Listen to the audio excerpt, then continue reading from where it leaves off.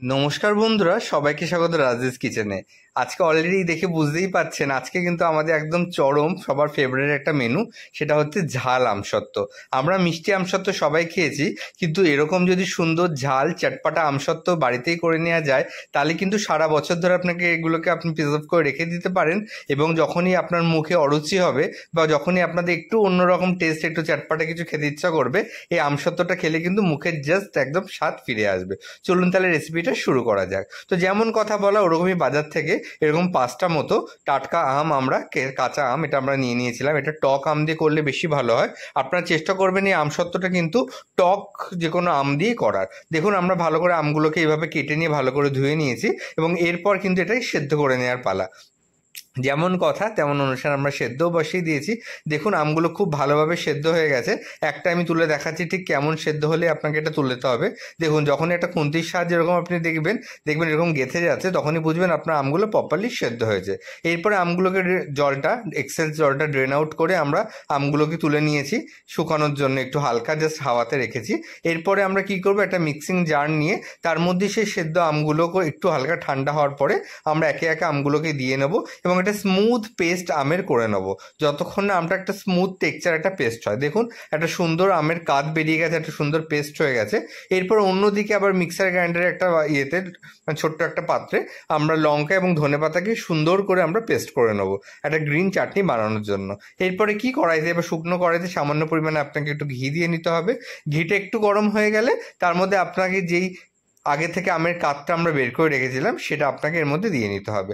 আপনারা যতটা সাইজের মানে কোয়ান্টিটিতে আপনারা আমসত্ত্ব বানাতে চাইছেন সেই ওয়াইজ কিন্তু আপনারা ঘিটা কম বেশি করে নেবেন। ঘিটা দিলে আমসত্ত্ব খুব সুন্দর একটা ফ্লেভার হয় এবং খুব সুন্দর একটা গন্ধ হয়। কারণ আপনারা যদি এর জায়গায় সাদা তেল ইউজ করেন এবং সেটা যদি দীর্ঘদিন রেখে দেন, তাহলে একটা তেলকাটা গন্ধ হয়ে যায়। তো সেক্ষেত্রে বলবো, এক্ষেত্রে এই গন্ধটাকে অ্যাভয়েড করার জন্য আপনারা এটা ঘিতে করতে পারেন। তো সেক্ষেত্রে কিন্তু এটা অনেকটা সুন্দর হয়। এরপরে দেখুন, আমরা আগে থেকে করে রাখা যে গ্রিন চাটনিটা ছিল ধনেপাতা এবং কাঁচা লঙ্কা, সেটা আমরা এর মধ্যে অ্যাড করে দিয়েছি। এবং যেই এটার মধ্যে অ্যাড করে দিয়েছি, দেখুন কাঁচা আমসত্ত্বর যে কালারটা, আমরা কিন্তু কোনো ফুড কালার ইউজ করিনি, জাস্ট ধনেপাতা কাঁচা লঙ্কা দিয়ে এই কালারটা এনেছি। তো আপনারাও চেষ্টা করবেন কোনো ফুড কালার ছাড়া এটা করার। এবং যদি আপনারা মনে করেন যে ভীষণ গ্রিন, একটা ডার্ক গ্রিন একটা কালার চাইছেন, তো সেক্ষেত্রে কিন্তু আপনারা সামান্য পরিমাণে 1 কি 2 ফোঁটা গ্রিন ফুড কালার ইউজ করতে পারেন। আমরা কিন্তু এক্ষেত্রে ইউজ করিনি। এরপরে আমরা এর মধ্যে 2-3 চামচ মতো চিনি দিয়ে নিয়েছিলাম স্বাদটাকে ব্যালেন্স করার জন্য। যেহেতু আগেই বলেছি এটা ঝাল আমসত্ত্ব, এটার মধ্যে আমি কিন্তু বেশি চিনি দিইনি। এটা আমটা ভীষণ টক ছিল, তো আমি 3 চামচ মতোই চিনি দিয়েছি এবং কাঁচা লঙ্কার পরিমাণটা একটু বেশি দিয়েছিলাম। ধনেপাতা, তো ধনেপাতা, কাঁচা লঙ্কা, এই টক আম এবং তার সাথে কিন্তু এই চিনি, সমস্ত ব্যালেন্সটা একসাথে দেওয়ার পর এবং সামান্য পরিমাণে এর মধ্যে কিন্তু আপনাকে একটু নুন দিতে হবে।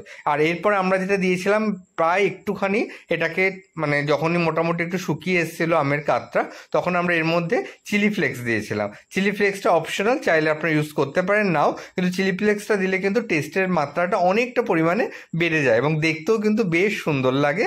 তো সেক্ষেত্রে দর্শনেও তো একটা ব্যাপার আছে, তাই না? তো দেখুন, আমাদের অলমোস্ট রেডি হয়ে গেছে।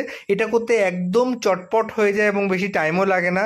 এখন কাঁচা আমের সিজন বন্ধুরা, এখন আপনারা যতটা পারবেন এটা কিন্তু করে বাড়িতে স্টোর করে রেখে দিন, সারা বছর কিন্তু অনায়াসে খাওয়া যাবে। অলরেডি কিন্তু পাকা আম বাজারে ভরে গেছে। তো সেক্ষেত্রে বললাম যত তাড়াতাড়ি আপনারা এই রেসিপিটা করতে চান করতে পারেন। এরপরে একটা পাত্রে, যে পাত্রে আপনারা এটা শুকাতে দেবেন, সে পাত্রে আপনাকে সামান্য পরিমাণে একটুখানি ঘি আর এখানে ব্রাশ করে নিতে হবে। এক্ষেত্রে বলি, এক্ষেত্রে অনেকে কিন্তু অয়েল ব্রাশ করে, আমি আগেই বলেছি আমরা একটু বেশি দিনের জন্য রেখে দেবো। তো অল্প পরিমাণে বানিয়েছি, তো সামান্য পরিমাণে একটু একটু খেলে কিন্তু মাঝে মধ্যে মুখে রুচিটা ফিরে আসে।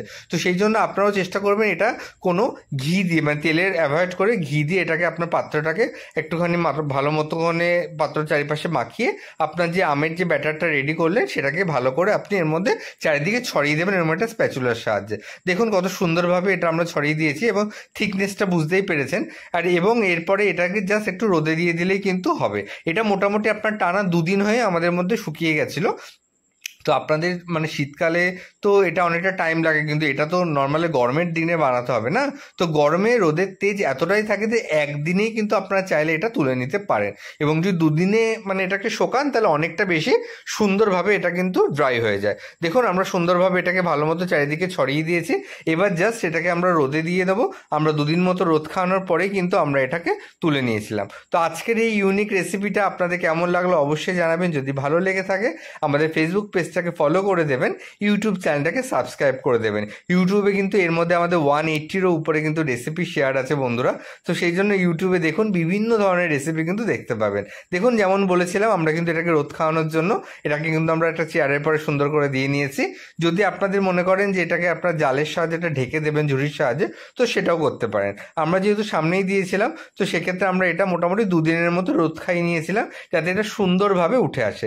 দেখুন রোদে দেওয়ার পরে কালারটা কতটা সুন্দর লাগছে। যদি এখানে গ্রিন ফুড কালার ইউজ করেন তো সেক্ষেত্রে এটা কিন্তু আরও বেশি গ্রিনিশ হয়ে যাবে। এবার দেখুন শোকানোর পরে কেমন দেখাচ্ছে। এটা কিন্তু 2 দিন শোকানোর পরে রোদ খাওয়ানোর পরে কিন্তু এইরকম ঠিক একটা লেয়ার চলে এসছে, এবং আগেই প্রথমেই স্টার্টিং ভিডিওয়ে দেখিয়ে নিয়েছিলাম কত সুন্দর স্মুথলি পুরো আমসত্ত্বটা উঠে আসে জাস্ট ঘি মাখানোর জন্য। তো এরপরে কিন্তু একটা টেস্টটা জাস্ট অনবদ্য হয়েছিল বন্ধুরা। এত সুন্দর টেস্ট হয়েছিল এই আমসত্ত্বটার যে না খেলে না করলে কিন্তু আপনারা বুঝতেই পারবেন না। এখন আমের সিজন, বাড়ির বাচ্চা থাকলে এবং আপনাদের যদি একটু মাঝে সাঝে এরকম চটপটা খেতে ইচ্ছা করে তো এটাকে কিন্তু করে আপনারা স্টোর করে রাখতে পারেন, এবং এটা কিন্তু অনেক দিন পর্যন্ত বাড়িতে স্টোর করে রাখা যায়, কোনো অসুবিধা হয় না। এটা দেখুন সুন্দরভাবে উঠে গেছিলো। তো আমরা কি করেছিলাম, একটা চাকুর সাহায্যে এইভাবে ধরে আমরা লম্বা লম্বা করে এরভাবে কেটে নিয়েছিলাম, এবং চাকুর সাহায্যে লম্বা লম্বা করে কেটে নেওয়ার পরে জাস্ট 1 বাই 1 আমরা একটা ফোল্ড নিয়ে নিয়েছিলাম। ফোল্ড দেওয়ার পরে কিন্তু অটোমেটিক আমসত্ত্বটা সুন্দরভাবে স্মুথলি উঠে আসছে। তো সেক্ষেত্রে কিন্তু আর কোনো অসুবিধা বা ঝামেলা হয়নি, এবং এটা বাড়িতে থাকা উপকরণ দিয়ে কিন্তু হয়ে যাবে, এবং খুব তাড়াতাড়ি কিন্তু আপনারা এটা করে নিতে পারেন। সেক্ষেত্রে কিন্তু কোনো ধরনের অসুবিধাই হয় না। তো এই ক্ষেত্রে আজকে আমসত্ত্ব রেসিপিটা কেমন লাগলো, এবং কে কে এরকম ঝাল আমসত্ত্ব এর আগে বাড়িতে ট্রাই করেছেন আমাদের কমেন্ট করতে ভুলবেন না। আমরা কিন্তু এই ঝাল আমসত্ত্বটা প্রতিবার করে থাকি বন্ধুরা। তাই ভাবলাম এবার যেহেতু আপনাদের সামনে মানে আপনাদের সাথে এত ভিডিও শেয়ার করি, তাহলে এই আমসত্ত্বের ভিডিওটাও কিন্তু শেয়ার করা যাক। দেখুন কত সুন্দরভাবে রাউন্ড দিয়ে রিংয়ের মতো উঠে আসে। আমি দেখুন একটা হাতে খুব ক্লোজ ক্যামেরার সামনে নিয়ে দেখাচ্ছি। দেখুন কত সুন্দর ডার্ক একটা কালার এসছে, এবং কতটা সুন্দর এটা হয়ে গেছে। এবং এটা কিন্তু খেতে এতটা ভালো হয়েছিল যে আমার জিজু এটা খেতে প্রচণ্ড ভালোবেসেছে, এবং আমার জিজু ম্যাক্সিমামটা আমি আমার দিদি বাড়ি দিয়ে এসেছিলাম, বিকজ ওরা এতটা ভালো খেয়েছে। তো এরপরে আমি আবারও বানিয়েছিলাম, আবারও আমি স্টোর করে রেখেছি। তো আপনারাও কিন্তু তাড়াতাড়ি এটা বানিয়ে ফেলুন এবং বাড়ির বাচ্চাদের দিয়ে জাস্ট চমকে দিন। বাজারে অনেক ফুড কেমিক্যাল অনেক রকম জিনিস থাকে, তো বাড়িতে হেলদিভাবে আপনারা এই ঝাল আমসত্ত্বটা বানিয়ে নিতে পারেন।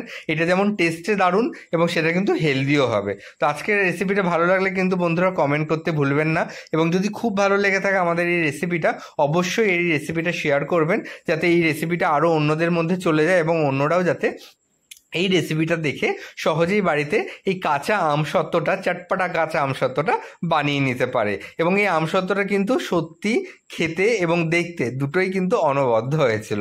তো সেই জন্য এই রেসিপিটা কিন্তু হাইলি রেকমেন্ডেড বন্ধুরা, অবশ্যই ট্রাই করবেন এবং করে কেমন লাগলো অবশ্যই জানাবেন। এটা কিন্তু কাঁচা মিঠা আম দিয়ে অবশ্যই করবেন না, তাহলে ভালো লাগবে না। এটা কিন্তু একটু টক আম দিয়ে করার চেষ্টা করবেন, সেক্ষেত্রে টেস্টেরটা অনেকটা পরিমাণে ভালো হয়ে যায়। তো আজকের রেসিপিটা এই পর্যন্তই, পরবর্তীকালে দেখা হবে অন্য ভিডিও নিয়ে।